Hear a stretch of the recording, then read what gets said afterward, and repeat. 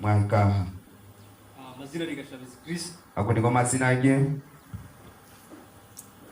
Umusore. No musigazi takashwiri. Uyu munsi turaganira ku ijambo ry'Imana. Iri zuba twaza kuganira kigambo cya Ruhanga. Ako ndi buje kure. Tindaze hari. Ijambo ry'Imana nkunda keshi twese ko turasanzwe turyumva. Twene kigambo cya Ruhanga ne tugihurira buri zuba. Ako rimwe na rimwe kubishyira mu bikorwa twebwe cyo kibazo. Mwe na rimwe byo twahurira kubiteko mu mukora icyo kizibu. Ibyo ngiye kuvuga ibyo twenda kugamba agari cyo rabyivugisha ahubwo ndavugishwa n'umwuka w'Imana. Tinye n'umoyo kwa Ruhanga uri kuza kubigamba. Ushobora kuza gusanga atari ubwa mbere byumvise. Tumurundi ko kubanza kubihurira. Bisanzwe ari ibintu bikunyura mu matwi bikanyura hariya. Mushari ibintu bikukuraba mu gutwi bigashobora. Dufite topic iri kuvuga ikanisa kuri Yohana wa 4. Heading nangwa plani tukutambura onge kanisa gitabo cya Yohana. Cyenda murongo wa 4. Ishura ya mwenda mushorongo kwa kana. Ariko uyu munsi impamvu naje kuvuga ijambo ry'Imana cyangwa magaze imbere yanyu. Ishonga imerere mu bisho ganyu. Byantunguye ariko biri aravuga ngo yikorere mu gihe gikwiye n'ikidakwiriye.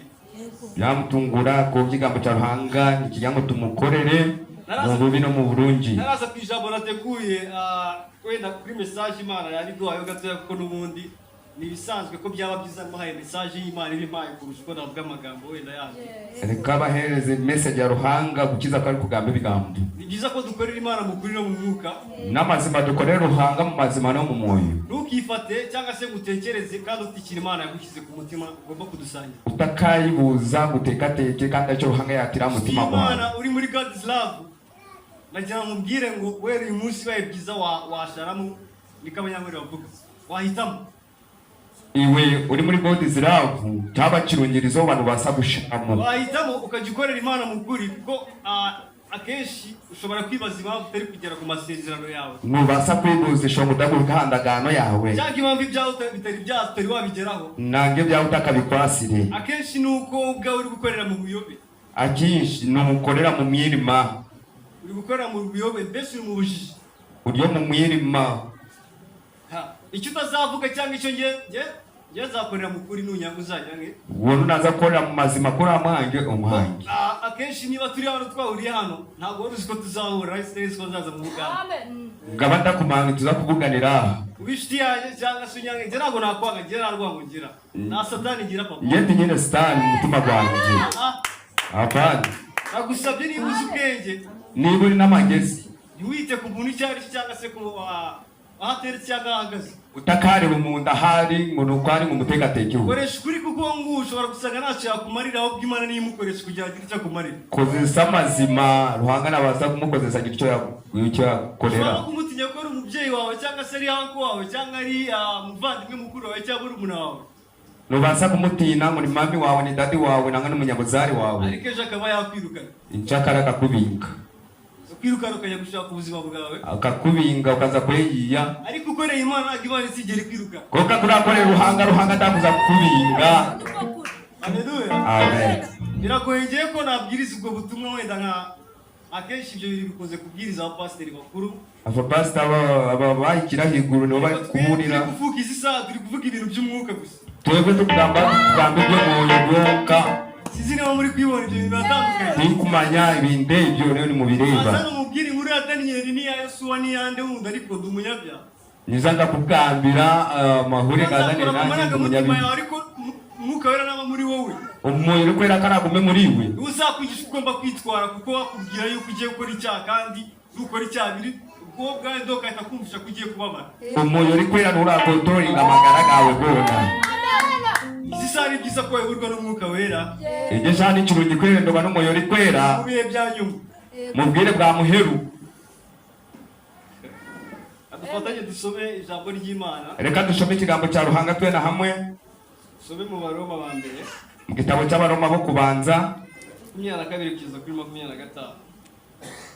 2:2 mushoroko gwa 2:3.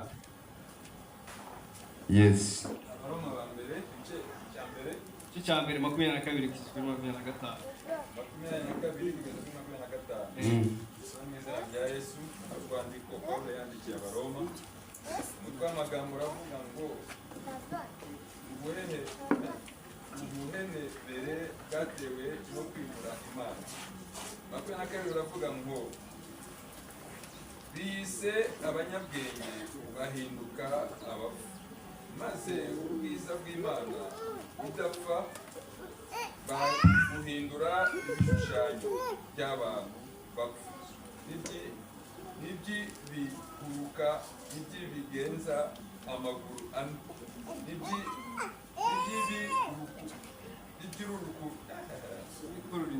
n'iby'ibikururuka. Nicyo cyatumye Imana ibareka ngo bakurikire ibyo imitima yabo irarikira, bakora ibiteye isoni,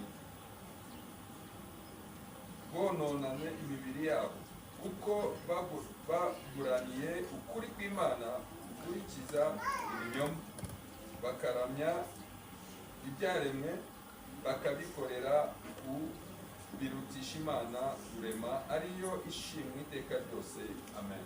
Murakoze Imana umugisha. Weba rero hanga guhereza umugisha. Kugira ngo wirukange ugere mu rwandiko nsomere muri Timoteyo. Mu gitabo cya Timoteyo 6 mukaga murongo wa 10. Mushorongo gw'ikumi. Timoteyo wa mbere cyangwa wa kabiri? Timoteyo wa mbere.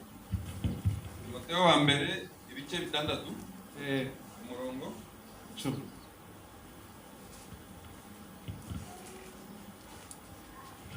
Dusome mu izina rya Yesu. Timoteyo igice cya 6 umurongo wa 10. Umutwe w'amagambo uravuga ngo inshingano y'abagaragu. Haleluya. Umurongo wa 10 uravuga ngo kuko gukunda impiya ari umuzi w'ibibi byose, hariho abantu bamwe bazirarikira, barayoba, bava mu byo kwizera, bihandisha imibabaro myinshi. Amen. Amen. Amen. Sibwo twakomera ijambo ry'Imana bashyi. Haleluya. Amen. Haleluya. Amen. Imana niyo yampaye amagambo kugira ngo nze kuyasangiza iremwa byayo cyangwa se abana bayo. Ruhanga ni wamwe ibigambe bingashituka bisharinge n'abantu ba Ruhanga. Ariko muri iyi minsi impamvu wenda navuze ati reka ngerageze kwigisha kuri iki kintu n'inyigisho mba narateguye gusa wenda nubwo bantunguye, ariko ngomba guhora niteguye. Umusirikare agomba guhora yiteguye. Umuntu w'amahe naguma yitekatekire. Impamvu rero navuze ngo reka basangize iyi Bibiliya cyangwa se aya magambo ari muri Bibiliya. Shonga yagira ngo tuganire habigambe bibiri muri Bibuli. Muri iyi minsi usanga ikibazo cyarabaye, ntabwo tugikurikira Imana cyane.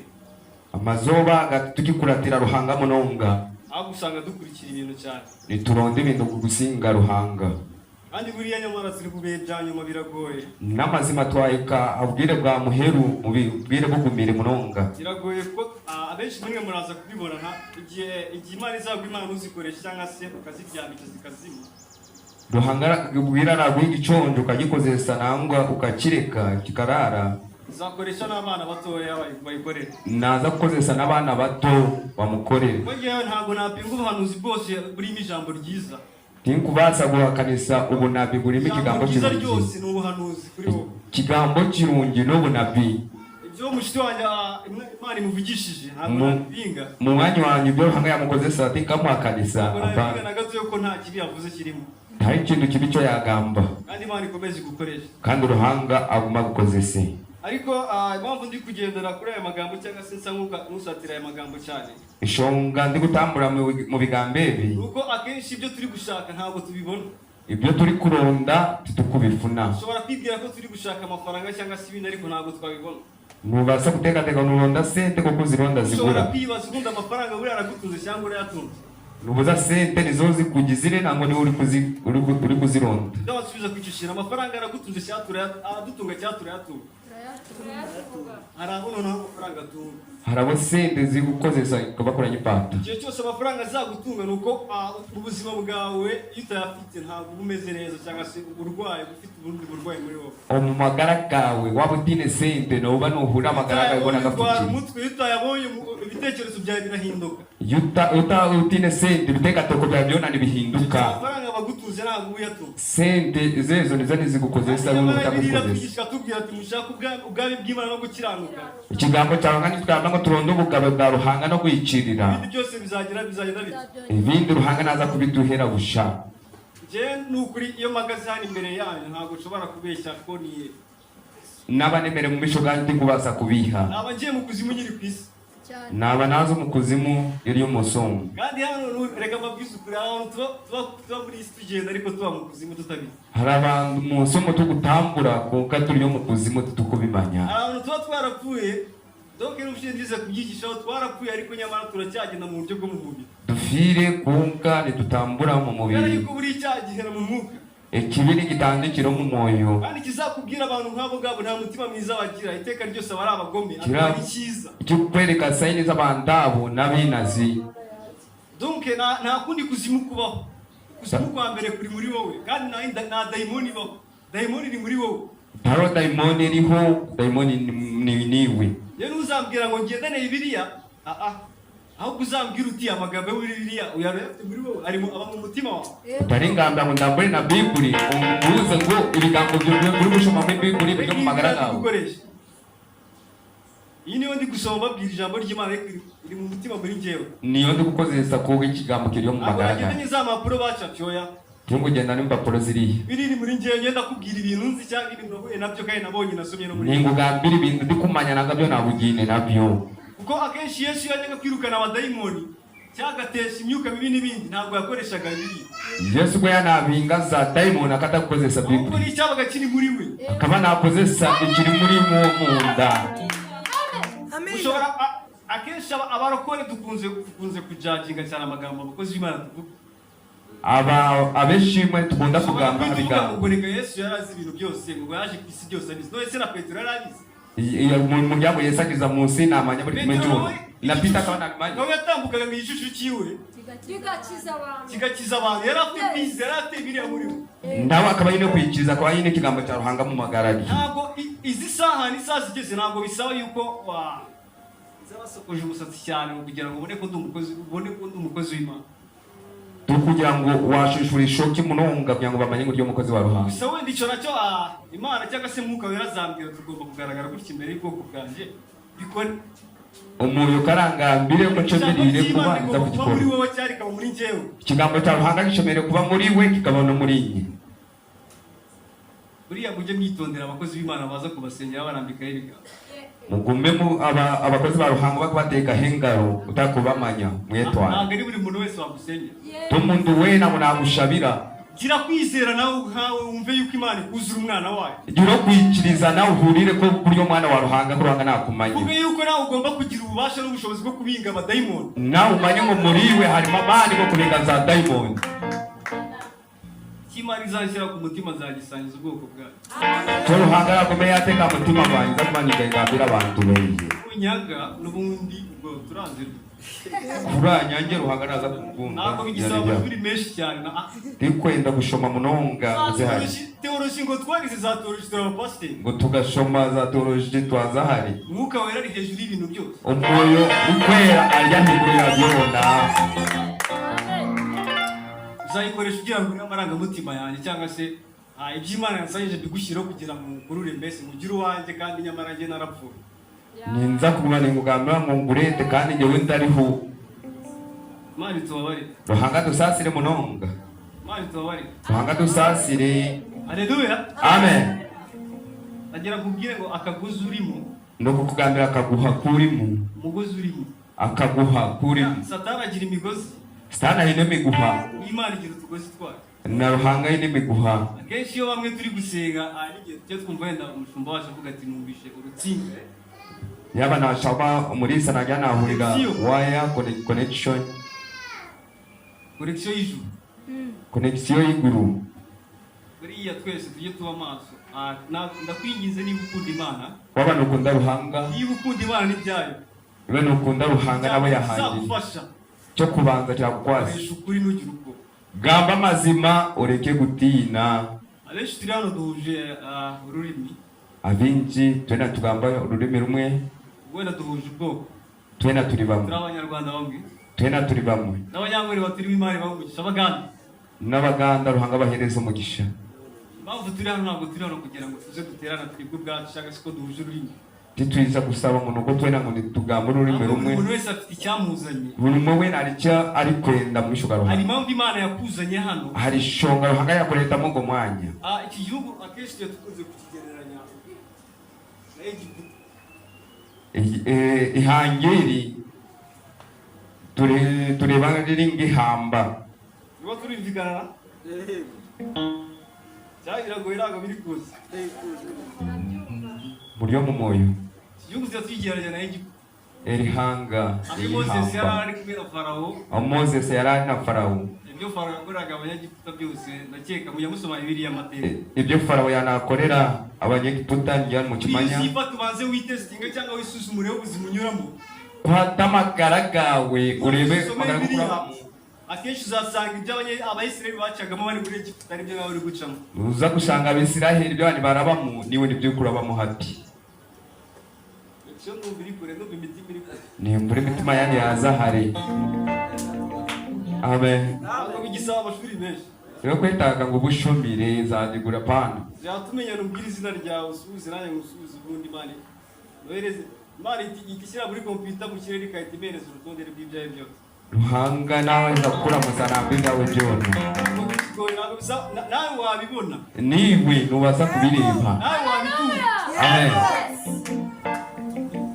yarago nzakwanga ahubwo nzagereza gukora uko nshoboye kose uhinduke ndakurugeho nza kugumaho paka Imana uhindukiye yakunyoye yanyohereje hano kugira ngo ngewe niba mbona wowe byawe bituzuye cyangwa bidakwiriye mukurure mutware iwacu Ruhanga kandi daha nare udashemerire nangwa ukora kubi ngo usike ngwiheyo dusoma umukozi w'Imana dusomere muri Timoteyo reka dusomere mu gitabo cya Timoteyo 4 ina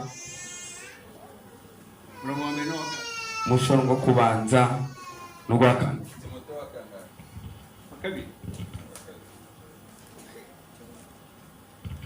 Timoteyo wa kabiri ibice 4 umurongo wa mbere wa kabiri dusome mu izina rya Yesu dusome mu izina rya Yesu ndagutongera mu maso y'Imana no mu ya Kristo Yesu uzaciraho iteka bazima n'abapfuye ubwo azaboneka aje kwima ingoma ye ubwirize abantu ijambo ry'Imana ugire umwete mu gihe ukwiriye no mu kidagukwiriye uhane uteshe uhugure ufite kwihangana kose no kwigisha kuko igihe kizaza batazihanganira inyigisho nzima ahubwo kuko amatwi yabo azaba abarya yifuza kumva ibibanezeza bazigwiriza abigisha bahushe n'irari ryabo kandi baziziba amatwi ngo batumva ukuri bazayoba bakurikize imigani y'ibinyoma amen amen amen ndashimira ababyeyi bari hano bateranye umunsi nizima abazire bashabira izuba Imana ibamugisha papa Ruhanga bahumugisha Makire Imana ibamugisha Makire Ruhanga guhumugisha Masoni Imana ibamugisha Mama Soni Ruhanga guhereza umugisha Mama Imana ibamugisha Mama Eme Ruhanga guhereza umugisha Papa bienvenue Daddy bien Alléluia Amen Alléluia Amen Alléluia Amen buriya sureba nomanya ubuzima bwa buri munsi amagara gawe ga buri zuba byukunda gusoma Bibiliya ubwo mushome Bible buriya akenshi uzareba akazi ufite urebe umurimo gwine uvuge kuri iki kintu iyo ufite akazi ugasanga akenshi kakugira bored cyangwa se ntabwo uba busy wabuye n'umurimo ukakora busy akenshi iyo ubaye free waba free ujye witekerezaho ubaze n'impamvu Imana kubera icyo wabaye free uwo munsi uvuze ruhanga habwe kirizoba nahumura ko ndi nicyo gukora byagenze gute byapfiriye ntabwo biba byapfuye habaho ki hari gisanga uwo mwanya ari umwanya wo kuganira n'Imana yawe ako kanya niko ruhanga baguhire ngo uganire nawe waba uri hose waganira n'Imana aho uriho na nuwaza kuganira na ruhanga buriya biragoye akenshi iyo tuvuga ngo tugiye ku misozi kigumire kugamba ngo twaza rushozi mwe tugiye ku musozi duhunze irere urusaku twaza rushozi abw'uruyombo kandi buriya birashoboka ko ushobora gufata inzu yawe ukishyingirana nubaza kuzo mu gishenge cyawe sibeho ugasoma Bible ugaterana wowe ubwawe n'abamarayika ugasabiwe n'abamarayika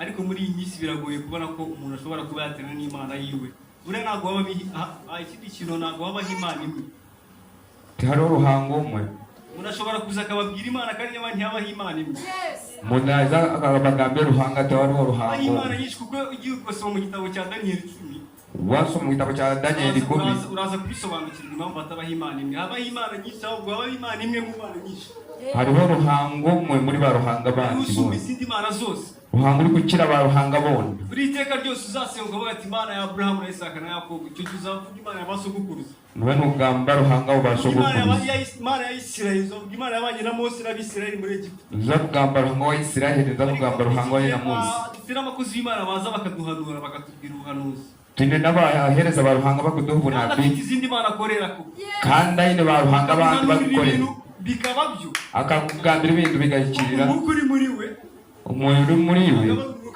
umwuka w'ijuru akaba ari umwoyo w'ijuru ibintu by'umwuka mu bifata gute ibintu by'umwoyo ni mu bigwatabata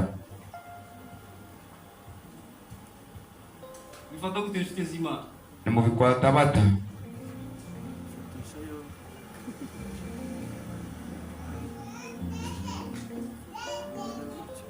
Haleluya amen haleluya amen Yesu ashimwe Yesu asimwe Yesu ashimwe cyane Yesu asimwe munyonga ubwiye ngo ntugire ubwoba nakugambira kutakatina ntugire ubwoba ureke gutina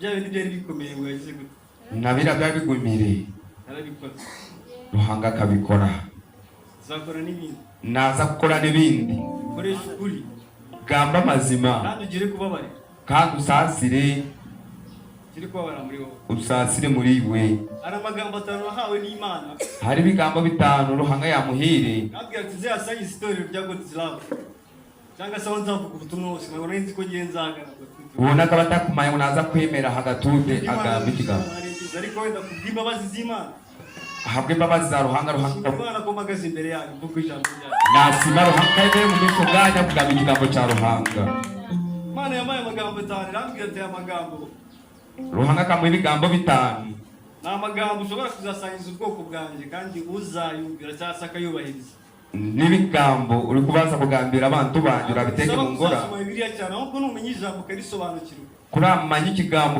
cenga uri wowe uzahinduka muri we magara gawe naza guhinduka abe iyo ucenga nagerageje kuyigisha ngagezaho kubishomesa wenda n'umwanya cyangwa se na serivisi tugira mu itorero mu kanisa andi sinayigisha ariko mu gihe narayigisha mubwire atakagambira bigambe narigishaho atakabigambireho hari ibyo mbona bigiye kuba hari byari kureba bikwenda kuba nkabona ko ikibazo atari cyane akareba ngo ikizibuti kiyi kuko igihe cyose nzahabwa umwanya nzagerageza kuyigisha ubwire ara dayimu naza gumana ibigambaho reka nyavuge hari ijambo rya mbere ni urukundo ikigambo cyo kubanza ni rukundo Bibiliya yuzuyemo urukundo Bible irimo rukundo uri ugiye kwiga urukundo ni ibintu byinshi cyane ntabwo wabivamo waza gushoma rukundo tukubasha guheza gusa icyagufasha muri byose kugira ngo ugire urukundo ikiri kukwasa muri byona ngo ugire rukundo buriya ntibazakubeshye ngo nugire urukundo ngo uriya ashobora kuza akakubikira cyangwa se ndyarya ikaze batari kubiha ngo kurangire urukundo bazaza kukujyana kujyana mu zindi nzira reka mubwiye nugira urukundo kuragira urukundo Imana y'ubwayo ruhanga mbere yuko ikintu kikubaho izagikwereka ikintu kitakabireho ruhanga naza kukikwereka ntukagire ubwoba atina byambe n'urukundo gusa nayigishijeho ibya kabiri n'ukwizera cyakabiri no kwikiriza kandi urukundo ni Imana urukundo ni ruhanga wakwizera ibyo utamenye ntabwo wakwizera Imana utazi tukayikiriza tutakumanya na ruhanga utakumanya kwizera muri wowe kuva kidashoboka cyashoboka wikirize kitakubasika muri we nikibasika gatatu no gukiranuka icya gatatu no kuba umuntu w'ikirire icya kane no kujunwa icya gatanu no gusasira ayo magambo niyatunga muri we mu mutima ebigambe byo biragume mu magaragara cyangwa se niba wafata ukayandika ahantu gatanu mu mutwe wawe cyangwa mu mutima kuko ndabona benshi nta n'umwe wanditse cyane aho ufite telefone ngo yandike nareba ati mwahandika okay bitewe n'urwego rwanyu rurirwaga aho rurirwaga kiza nuko ukijijwe muri wese nakujakinga sinzi uko wakazi okujo nigwe muri we tingubaza kukubara waragije gusoma Bibiliya aya magambo atanu uyafite muri yo ku mutima ebigambo aho byine mu mutima ahwanye n'isezerano rishya ninge ndaganensya ya Bibiliya ndaganensya ya Bibiliya isoma Bibiliya umaje kumenya gusoma isezerano rishya ni umwuka gusa waheza gusoma Bibiliya no moyo gongo gusoma isezerano ukajya mu bya kera we ntabwo bifata nka story uwo to kubikwata ngibya buri jo akubona yuko Shadrach na Meshach na Abednego igihe bari mu muriro abashija abo bari mu muriro umuriro bitanura bari mahubwo ni ibibazo barimo tumuriro n'ibizibu bari kurabamo ashaka bahura n'ibibazo nawe kumva nawe mu mutwe wahira iwe warabire mu bizibu gahurira we naturiho akwa biterwa na level y'ibibazo wahuye nabyo akwa bitarabigera mu ikiragirira naho nibyo wahikamo ntabwo byo kurabamo ariko hari igihe umuriro za papa hari igihe umuriro uri kwiziza ukiza ugati bana Shadrach na Meshach na Abednego ugasaba baruhanga abo ko wature n'abashija abo nanjye ko wagumana nujya gusenga ugereza uza amagambo uvugana n'Bibiliya bizagufasha connection yawe n'Imana gusenga kwawe cyane kurasha be ugashaba n'ibigambo biri kure ruhanga naza kuguhurira mu nawo ikindi ku bintu bijyanye n'akazi wenda aho narindi ugasanga umuntu yibaza ati sengewe baho nakazi ngira je nindura ndine murimo kazi waragahawe kera ahubwo ntabwo urasobanukirwa kazi wahawe umurimo ugwine gukatukakengere umurimo gwine genda usenge neza Imana ikwereka akazi yaguha shaba ruhanga kwereka umurimo ari kuguhereza bamwe muri twe dushobora kuba turi abacunguzi bamwe turya abajunyi icyo ngicyo Imana yakiguhembera ruhanga ejo ntakidushashurira uzabaho nta kibazo uzagira buri ujye utekereza neza ahubwo ubwira Imana ikwereka urugamba ukuntu uri burunyuremo ruhanga akwereke ibintu uri kurabamo endaro zikwenda kurabamo ukazi uzakora igihe cyose uzakoresha ukuri ikintu cyo nacyo rakore iby'isi ni iby'ubuntu mwari mubizi iby'isi ni ubuntu iby'isi n'ibyagusha biratangira dakika ze zahwayo nta kibazo reka tugarukire aho ngaho reka dukomaha utanze kwigisha ubundi nafashe nk'icyumweru cyangwa ibyumweru bitatu sengera ijambo ry'Imana nibiza kugaruka aha ine tukamuca ruhanga amagambo navuze ndashimira Imana ko byibura rimwe ryawe wasigaranye ibigambo byagamba yasima ruhanga ko wasigaza aho tuba babiri batatu bane batanu ariko turi mu kuri ubwo tuba babiri bashatu bane batanu turi mu mazima kandi ukazi twagatigisa nabishatse twabishatse n'abana inyenda na mwana imwenda twena tugakwatagana uvuge ngo ukagira ngo apana babarire n'urugero ryo kumutanga nuvuga ati Pascal nta yabuze ngo Pascal yabura bimusaba atera ari buryohe iri zoba ngo dusabe ziterano apana wevayo n'umutima wawe kandi nyamara buriya wore umutima gwawe cyero kiri kinyabyawe wajyaga kugira mu club ahubwo nta muntu wakurusha cyero utakajunirwe ukabanoza mu club guzina ewanuze n'umuziki mureke dukorere ruhanga tugihurire ruhanga baho umugisha munonga